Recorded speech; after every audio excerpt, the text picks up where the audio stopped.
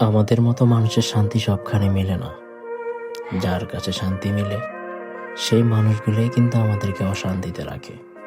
কিন্তু দেখেন, সেই মানুষগুলোর সুখ শান্তি দেওয়ার জন্য দিন রাত এক করে গাধার মতো খেটে যায়।